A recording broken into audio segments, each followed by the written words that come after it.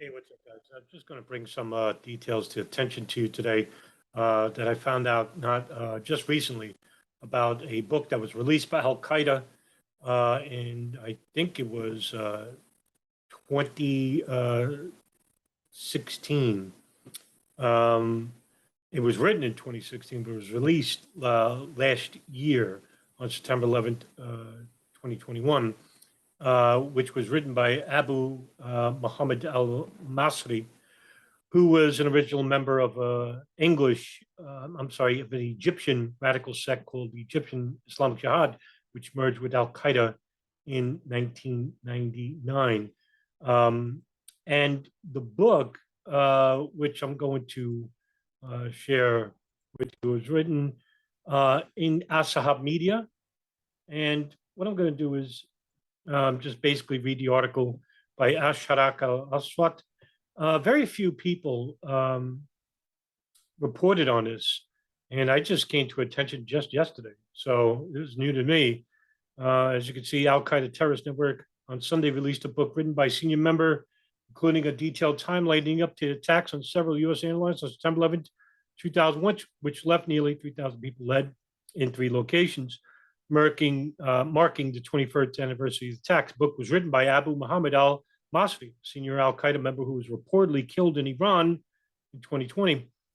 In a nearly 250-page volume, he said that al-Qaeda had been preparing for an attack targeting U.S. interests since set foot in Afghanistan in '96, with the goal of dragging the U.S. into a long-term war of attrition, which would be the same ideological proposition by Osama bin Laden, in which he gave a interview in 2002 to a member of the Al Jazeera press, in which the initial idea came up when an Egyptian pilot suggesting flying a civilian plane carrying thousands of gallons of flammable material into an important symbolic American building, according to the book shared online by Al Qaeda's media arm, Sahab.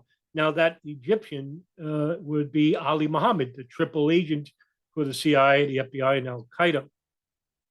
Some militants were chosen for further combat training in 1998 and then enrolled in aviation schools in different parts of the world. Al Qaeda leader Ayman al-Zawahiri was killed in Afghanistan in a targeted U.S. airstrike more than a month ago. Al-Zawahiri took over in 2011 after bin Laden was killed by U.S. Special Forces in Pakistan. And that's not all. The book itself is written in Arabic, and I'm trying to obtain a English translation. But I think what I want to show you is here's the cover of the book. You see World Trade Center, Pentagon, and it's all in Arabic. So I don't know Arabic very well or very good at all. And yeah, I'm going to be trying to get a English translated version now. According to some people on Twitter that I'm basically in contact with about the book, regarding what was translated from it, basically it was the title of the book is called "The September 11 Operations Between Truth and Uncertainty." The book is dated September 2020, and this is going to be before al-Masri was allegedly assassinated in Egypt, in Iran, which I'm going to get to in a bit, by the way. However, in the book, according to Cole Bunzel, who studies militant terrorism at the Middle East history and politics and a research fellow at Hoover First, he basically says that that Masri dates it as July, August of 2019, which is a year before he was assassinated.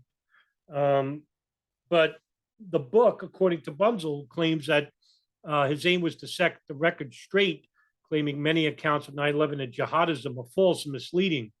It's funny because they talk about the misleading facts related to 9/11 by 9/11 fringe conspiracy theorists, which reminds me of a very, very infamous Onion video, which you have this guy from 9/11 conspiracy theorist and a member of Al Qaeda, and they're arguing. He goes, "Why are you closed-minded to the conspiracies?" And Al Qaeda says, "Why are you taking away our glory?" and stuff like that. I just think that's a little bit humorous because that's what the book is alluding to. Now, with the, of course, with the ties of Al Qaeda and Iran relating to the right political spectrum, and with the elections upcoming, I just want to set the record straight because I'm starting to see, this swerve from Ukraine toward China and Iran.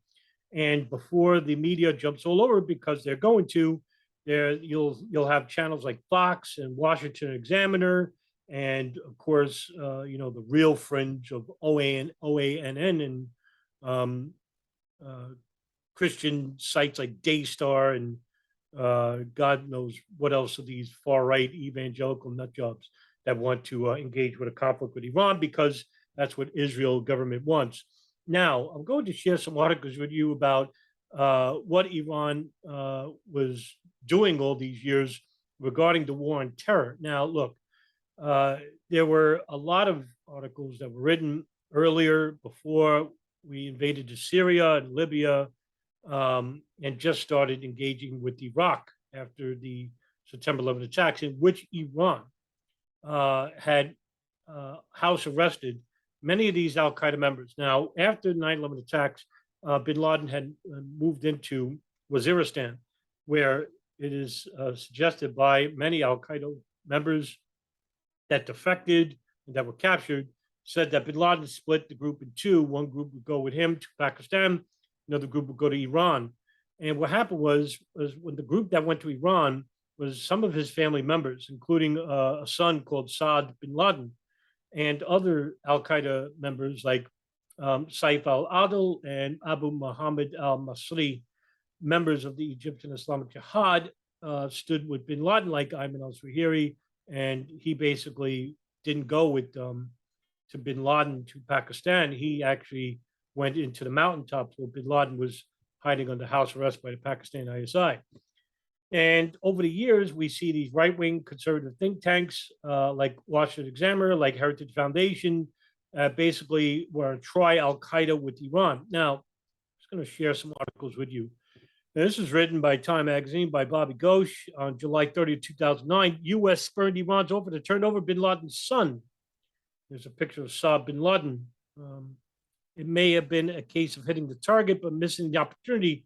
Reports last week said Sahab bin Laden, Osama bin Laden's fourth son, and a mid-ranking Al-Qaeda operative was killed by a recent CIA Predator strike. But 6 years ago, the U.S. had an opportunity to get him alive and lost it when the Bush administration decided to pull away from cooperating with Iran. And as the article will continue, Saad's death was not yet confirmed.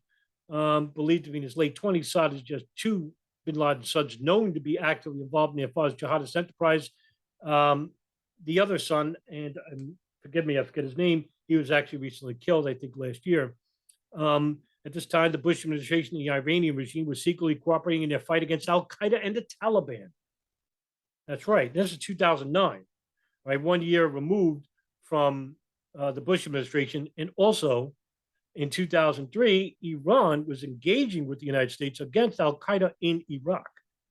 And this is the reason why you'll have a long-standing conflict between Sunni and Shia Islam, as the Shia Islam majority is in Iran, and basically we're fighting with the United States and with the coalition partners in Syria against Islamic State. Well, now the tables have turned. It's the United States and Israel that are destroying Iranian targets who are eliminating Al Qaeda in Iraq and Syria. Just 2 years ago, Qasem Soleimani, a high-ranking Iranian military commander, was killed by a drone strike. And that's because he was actually eliminating who? Islamic State and Levant in Iraq. At this time, the Bush administration and Iranian regime was secretly cooperating in their fight against Al Qaeda and the Taliban in February of that year, 2003. Iranian officials had given their U.S. counterparts photocopies of the passports of more than 200 Arabs, including Saad bin Laden, who had been turned away at the Afghan border. The Iranians worried that many of them would enter the country illegally through the porous border. Hillary Mann-Leverett told an official with the United States Security Council and one of a handful of Americans involved in negotiations with Tehran says the Iranians were concerned that if Assad snuck in, they would not be able to repatriate him. I'm sorry, English, my New York accent sucks. Repatriate him to his native Saudi Arabia because authorities in Riyadh were unwilling to accept any of Osama's kidnapping. That's been going on for the last 20 years, even longer than that, because in the mid 1990s, when Saudi Arabia went to negotiate with the Taliban about the handover of bin Laden, Taliban said no. And ever since then, they said, we're not negotiating with the Taliban or Al-Qaeda any longer. Sounds just like what the United States did after 9/11. Now, also, I want to bring up another article, which is dated 2013, and it's coming from Reuters. And in this article, it basically suggests that Iran's unlikely al-Qaeda ties, fluid, murky, and deteriorating when al-Qaeda leader Ayman al-Zawahiri spoke in an audio message broadcast to supporters earlier this month, and this is April 2013. He had harsh words for Iran. Its true face, he said, had been unmasked by its support for Syrian President Bashar al-Assad against fighters loyal to al-Qaeda. As I told you before, Iran was basically eliminating many of al-Qaeda affiliates, al-Qaeda and Islamic State in Iraq and Syria. Yet it is symptomatic of the peculiar relationship between Tehran and al-Qaeda, in that in the same month, Canadian police would accuse al-Qaeda elements in Iran of basking a plot to derail a passenger plane. And now, what we're seeing after this period was a number of conservative articles that came out since 2010, right around then. And what I'm going to show you a couple of articles that you started to sway public opinion about al-Qaeda in Iraq, because at this point, Iraq was decimated.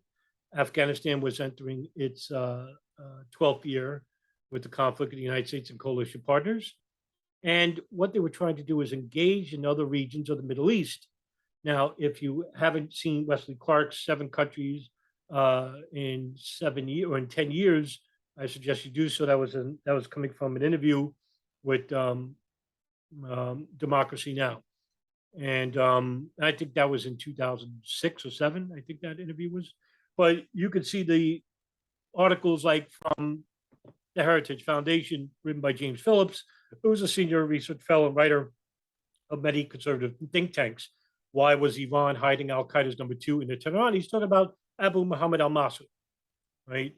So as you can see, the article is basically going to talk about al-Masri's and other al-Qaeda affiliates, like that were killed in Iran. And, you know, Abdullah Ahmad Abdullah, wanted by U.S. government for plotting 1990 truck bombing U.S. embassies, basically was al-Masri's new de Gaulle, and he was allegedly killed by by Israeli agents in Tehran.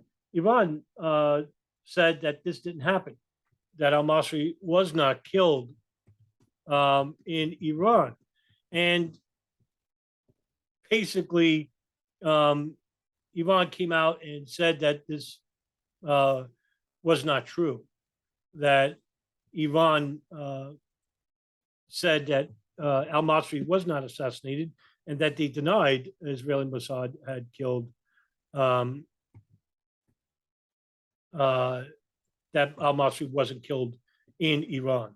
And the New York Times even reported on this.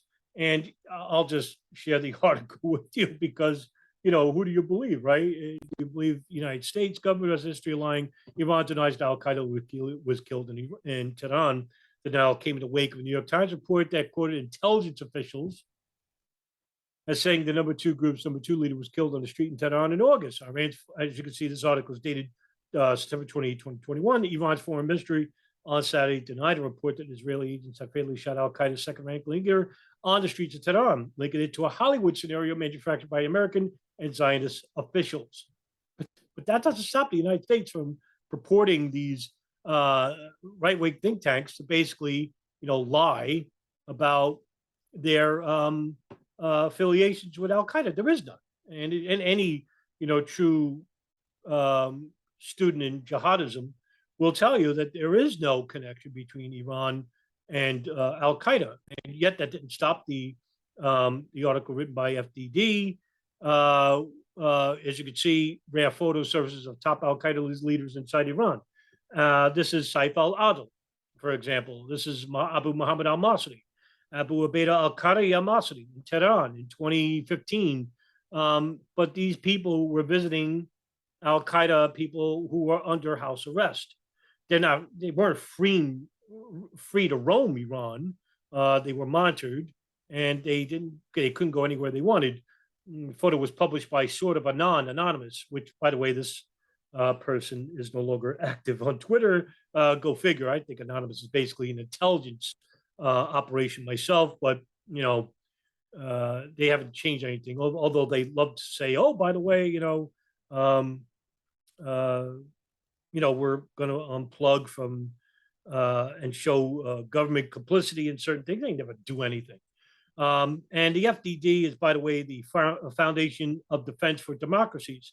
And you're probably saying, well, who is that? Well, Mark Dubowitz, who is basically a proponent of sanctions against Iran to escalate a confrontation with Iran. It was a leading critic of the Iranian nuclear deal. As you can see, these guys are just basically, they don't hide the fact that, we hate, Iran, and basically we're conservatives and we want conflict, and we'll make up any story that we can and facilitate a conflict by saying, hey, by the way, there's a connection with the Al Qaeda in Iran.